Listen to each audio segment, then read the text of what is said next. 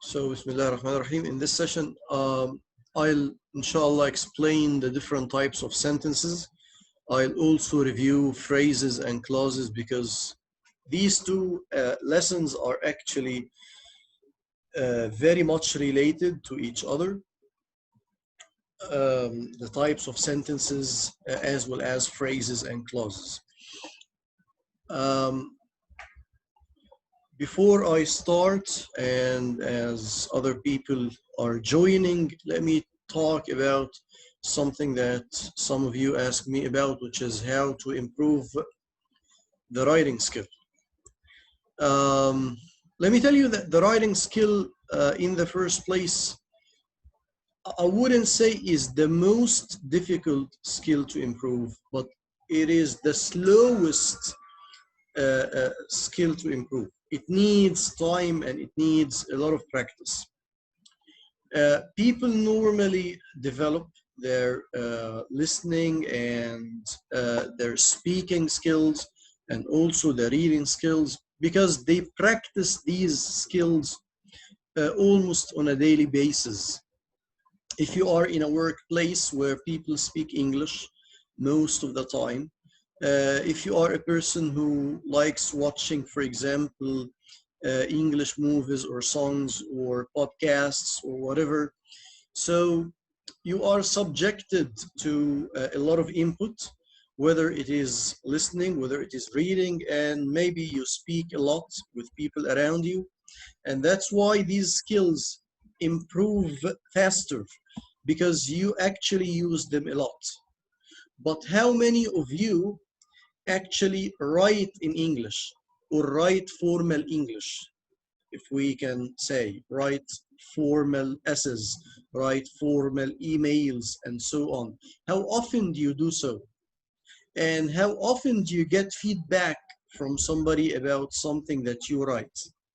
It is rare in our life, and that's why you may keep writing for years and you actually make the same mistakes. You have the same problems. Not only because you don't write a lot, but also because you don't get feedback about what you are writing, right? So that's where the difficulty in writing is. The difficulty is in the fact that we don't use it a lot in the first place. And if we use it without guidance, without support.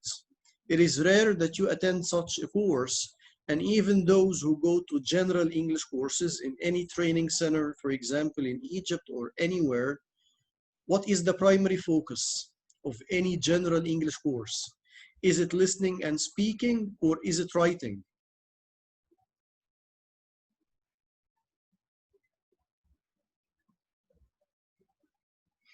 If you attend any general English course anywhere, what do the teachers or trainers usually focus on?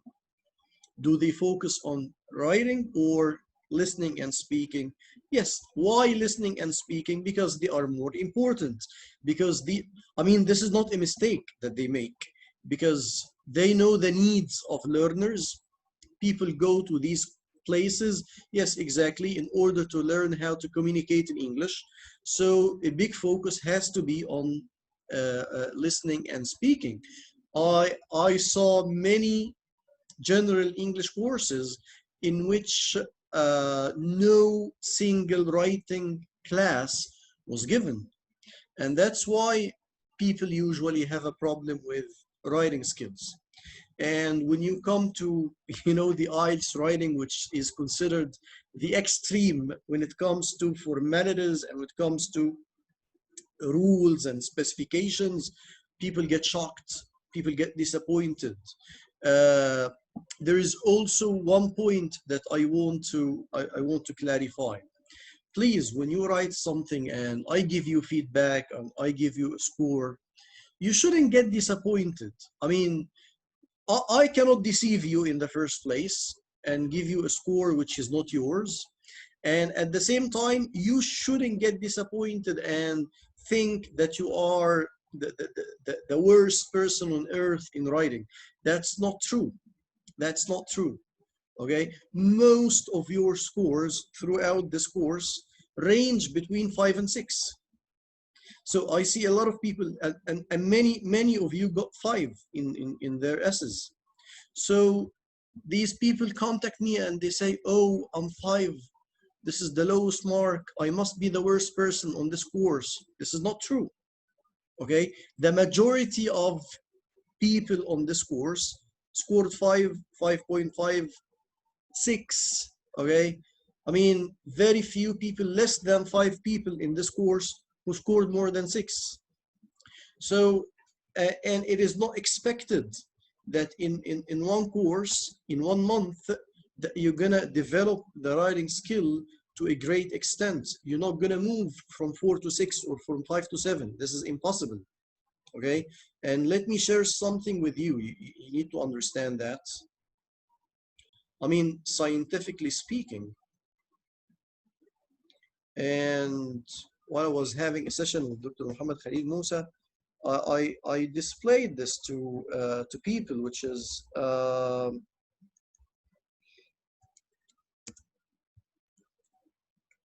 what time or how much time? Yes, this one.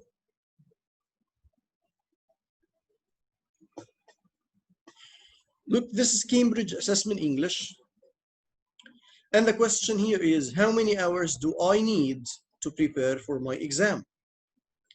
And look, as you can see here, the direct question is, it takes approximately 200 guided learning hours for a language learner to progress from one level of Common European Framework of Reference, CEFR, to the next. Do you understand what this means? What 200 guided learning hours mean? 200 guided learning hours do not mean that you study for 200 hours. No, that you attend classes under guidance of teachers for 200 hours, in addition to maybe more than 200 hours of your own self-study. That's what is meant here. And there is a breakdown of these 6 levels here, okay? So if we assume that the majority of you are B1, for example, and you would like B1, which is like band 5, and you want to go to B2, which is band 6, or some of you are actually B2, band 6, and you would like to move to C1, which is band 7. So a 20-hour or 30-hour course is not enough. I'm not telling you that take more courses, take a lot of courses until you study like 200 hours. But I just want you to realize how much time is actually needed in order to move from one score to another. So if over this course, you just moved from 5 to 5.5, this is a great progress that you may do on one course. Okay, you need to realize that this just half band is a great progress. It is not an easy job. There is also one other point that I need to clarify.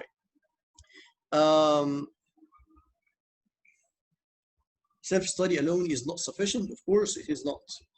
Even if writing and speaking are regularly evaluated, yes, if they are evaluated, then this is under guidance, Bislobna. This is what we mean. Okay, maybe after this course, you don't need somebody to lecture you, to tell you any more stuff, but maybe you need to study grammar if your problems are with grammar. Maybe you need to focus on vocabulary if your problems are with vocabulary and collocations and so on. But there is something very important that I also need to talk to you about. The fact that in the last assignment or in one of the assignments, you achieved 6 or you achieved 7 and you achieved 5 in the first assignment, it doesn't mean that you actually moved from 5 to 7 or from 5 to 6 or from 6 to 7. This is also not true. When you get a band score of 7 in 1 or 2 S's, it doesn't mean that your actual level is 7. When you achieve 6 on 1 or 2 S's, it doesn't mean that your actual level is 6. You need to realize that in order to say or to confirm that yes, I reached that specific level, you need to show consistency on that level. What does consistency mean? That on many tasks, you achieve the same score, you achieve the same level. You understand this? Because there are individual differences. There are occasions when you are in a good mood, or the topic is easy for you, or accidentally you learn or you know a lot of vocabulary about that topic, or the topic itself was easy, or you understood the question easily. All these are factors that may, vary your score. So that you just don't get deceived by these scores. You may get 6 today, 6 tomorrow, 7 after tomorrow. You go back to 6 again, you reach 6.5, you go down to 5.5. This fluctuation is, expected. As long as you are making, it shows that you are actually making progress, okay? But you cannot judge, you cannot confirm that yes, this is my actual level unless you show consistency. Okay, this is very important. And while I was talking to, sorry, I'm gonna mute my cell phone.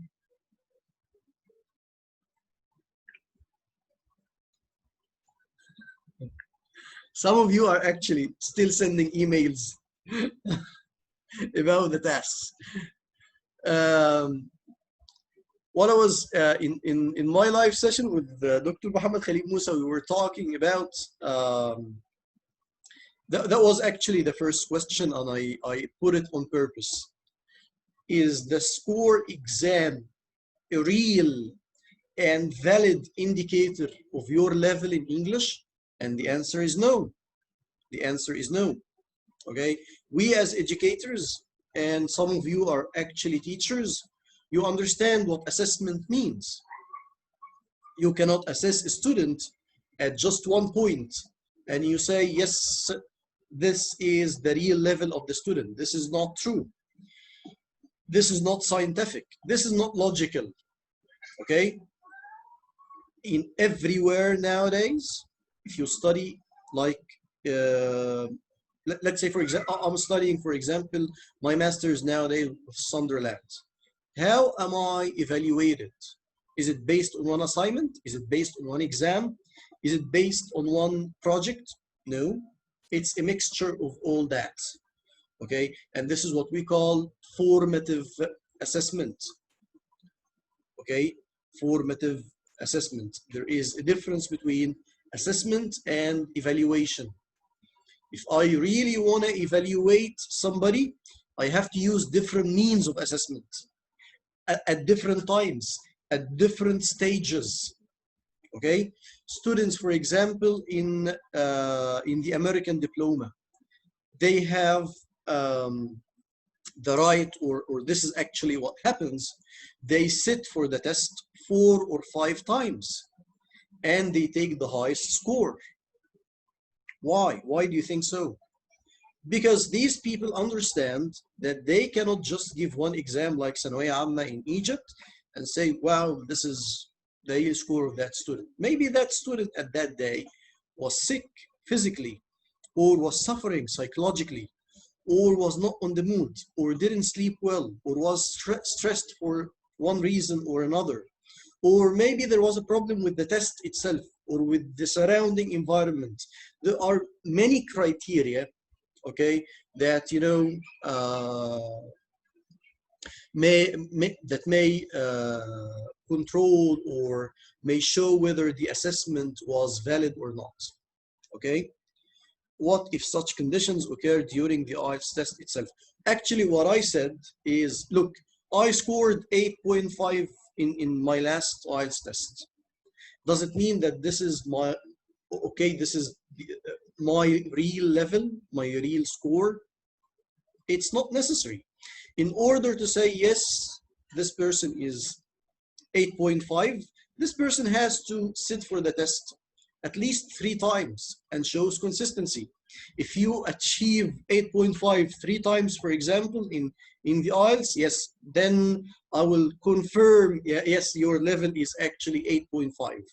If you achieved a certain score only once, it doesn't actually indicate anything about you. Okay, so these are just simple considerations that I want you to realize. How to improve your writing?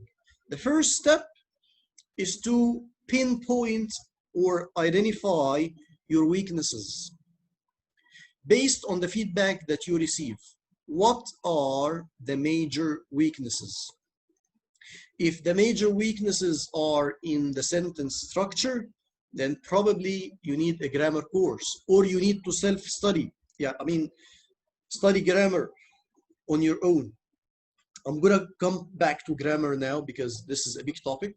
If your problem is with vocabulary, okay, then what you need to do is to learn more words, more synonyms. How can you learn more words and synonyms? In isolation? No, never. Is it just by reading? Also no, never. Everybody must have a notebook. This is my notebook. Okay. What am I doing here? What's that? What can you see? I just opened a random page.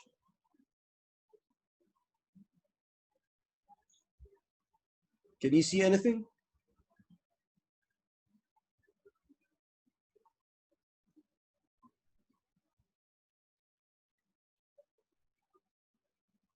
Words, yes.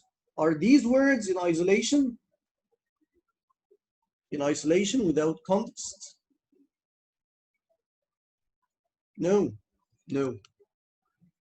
Okay, as you can see, for example, the word, let me keep it close to the monitor, the word rigorous, and I have the meaning, and in addition to the meaning, not, why am I using example sentences here? Why?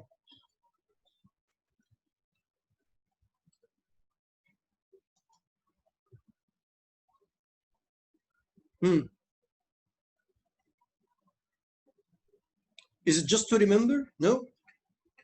Because rigorous means careful, to look at or consider every part of something. So can I say, for example, Ahmed is rigorous, which means that he's careful to look at and consider every part of something? Wrong. It is not used with people. These examples show that the word rigorous is used with,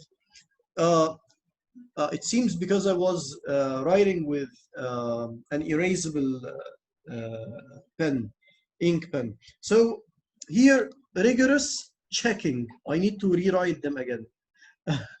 Rigorous checking, rigorous methods, rigorous selection criteria, rigorous standards of accuracy, rigorous training programs, rigorous financial analysis. So from the examples, I understand that I cannot use it with people. I cannot say that this person is rigorous, because rigorous actually describes a process, describes an analysis, describes a method. You got my point? Do you understand why I'm doing so? Okay. Also, I'm disappointed now that the ink is erased, but still I have some of them here. I need you to look at this part down here. Do you find words and their meanings?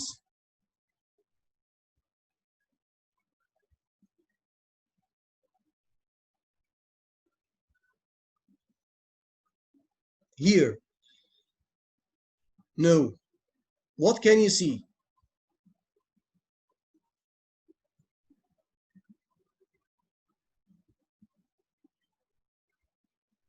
Phrases, excellent. Synonyms and collocations. No, there are no synonyms here. Just phrases, collocations, yes.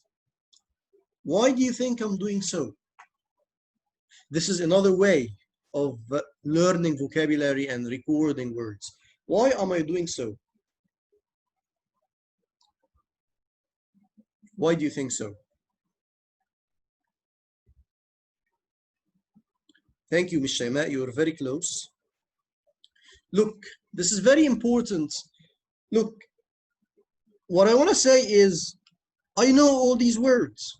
I already know them, okay? But sometimes I need to use the whole phrase or the collocation. I want to develop a habit of using such advanced collocations and phrases. How can I do so? I know the words, but I don't usually put them together. So the only way to do it is to write it with my own pen in my own notebook. And every now and then, from time to time, I can just, go through them again. So, and I'm going to show you something, you would be surprised by that. Here, for example, the word disadvantage. Disadvantage, children's future. Who has ever used this before?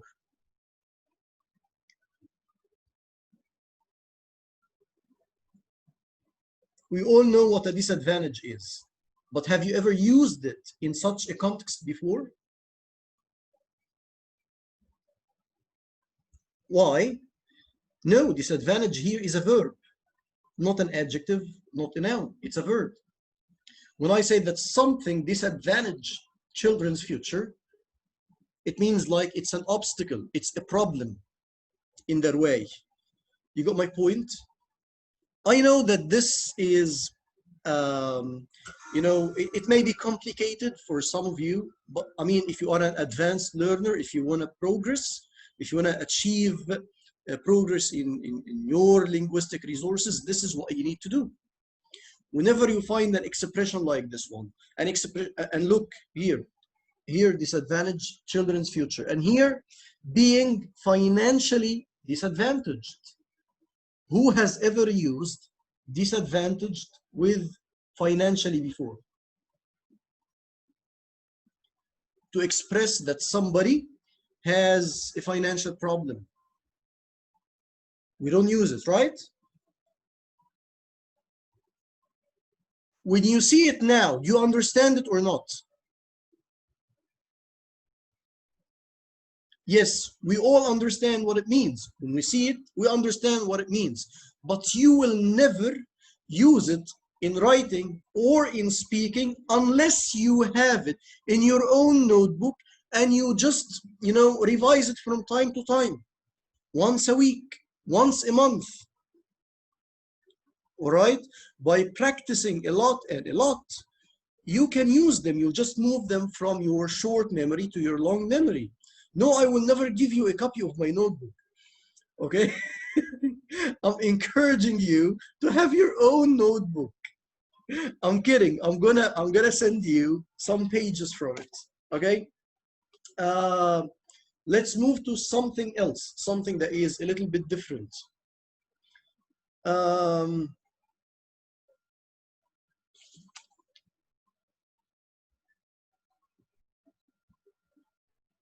Yes, you all know what accommodate means, right?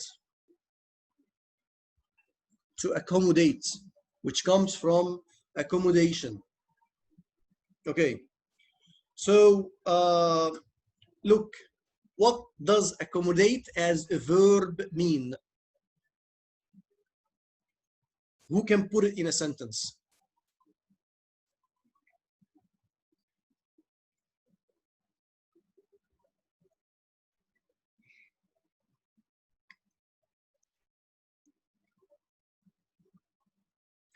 Who has used the word accommodate as a verb recently. Accommodation here, I will get you a good accommodation. This is a noun. The house accommodates up to 10 people. Thank you. Yes, correct.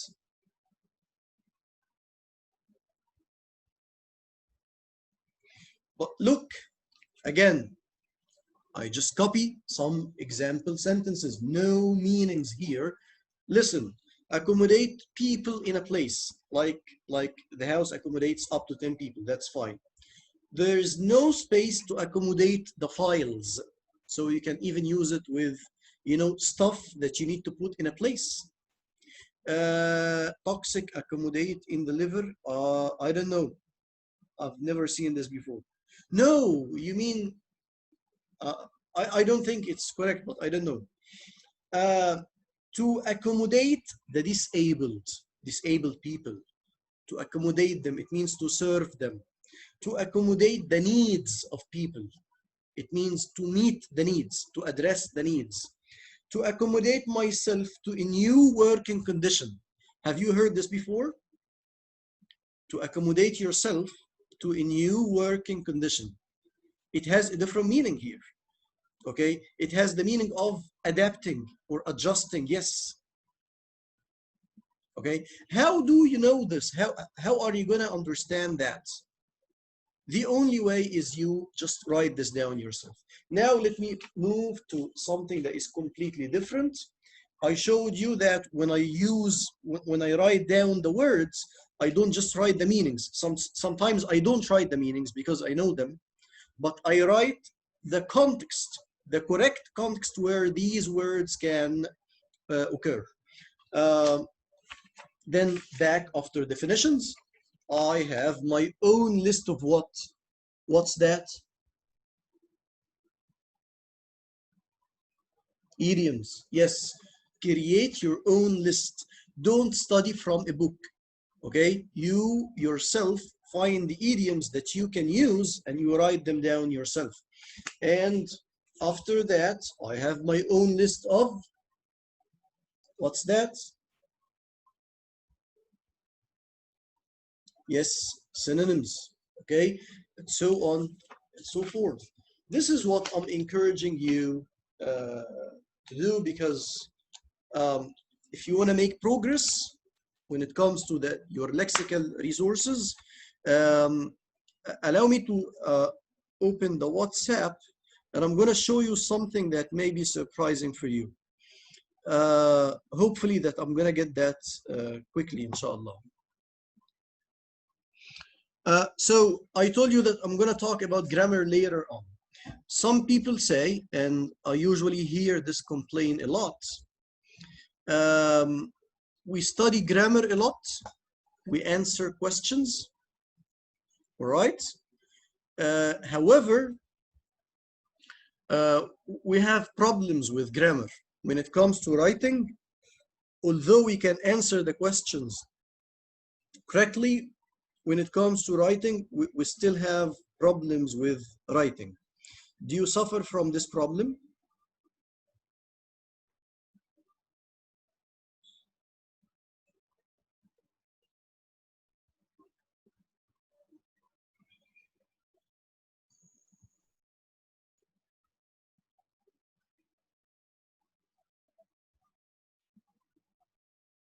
Yeah, you know the grammatical rules, okay? But when it comes to writing, you make mistakes. Yes. This means that you need a lot of practice on grammar. It is not just a matter of knowledge. To transfer this knowledge from receptive knowledge to productive knowledge, this is different. Do you understand what's the difference between receptive knowledge and productive knowledge? Yes. Your knowledge, when you answer questions correctly, for example, this is a kind of, because you have the receptive knowledge. And because, for example, in this specific instance, you know what this grammatical lesson is about.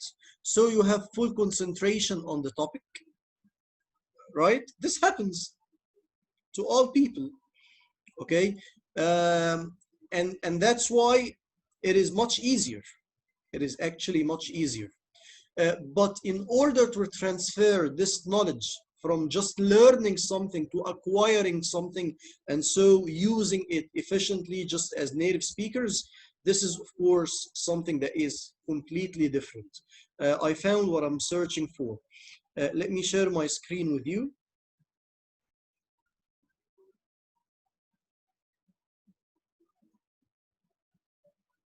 Do you know what these audio recordings are?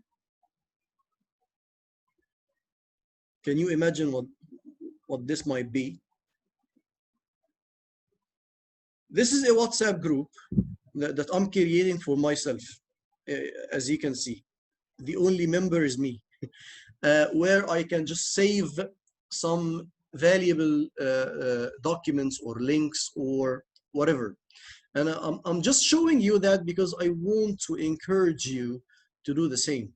I want you to develop a habit of self-studying and self-learning after this course. I'm gonna make you listen to that and tell me what's that after just a few seconds of listening.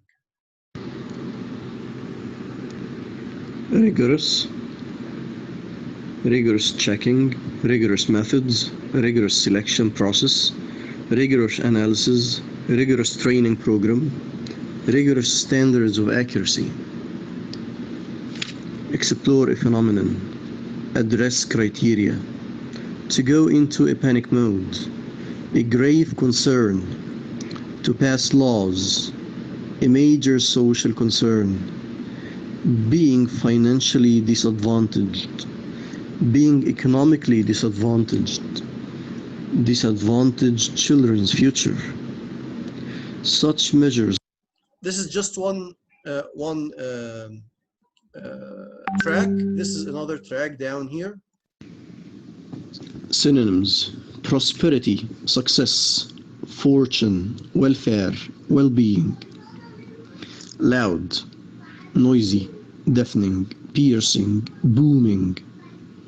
Peaceful, calm, quiet, tranquil, soothing.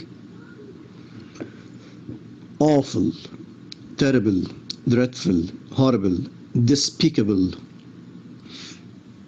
Interesting, appealing, captivating, engaging, enthralling, and so on. This is the last one down. Idioms. Once in a blue moon. Keep something under your hat. Ups and downs. To be in somebody's shoes. To beat the clock. It cost me an arm and a leg. To be your own boss. And so on. That's enough. Okay, so what was that? What was that? Yes, exactly. Okay, why am I recording them? Okay, I wrote them down. So what's the benefit of recording them?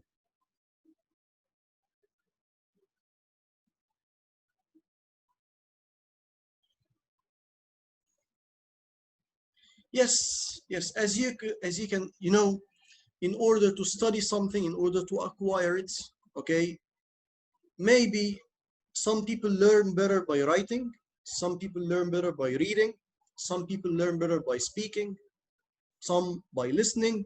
So why not integrating all that? I read them, I wrote them down, I recorded them, and what is more important is sometimes while I'm driving, for example, I just, you know, play the tracks. They are all less than 20 minutes, okay? And by playing these tracks, I revised all the words that I wrote down recently, and that's it, okay? So this is another way of, yes, exactly, using all senses in studying, okay? So I'm just showing you this so that you realize that one doesn't reach a certain stage of mastering the language easily or in vain. It takes a lot of effort. You need to exert a lot of effort in order to make real progress. When it comes to writing, I mean, develop a habit of writing an essay once a week. If you don't want to have a course or send it to a teacher if you financially can't do so.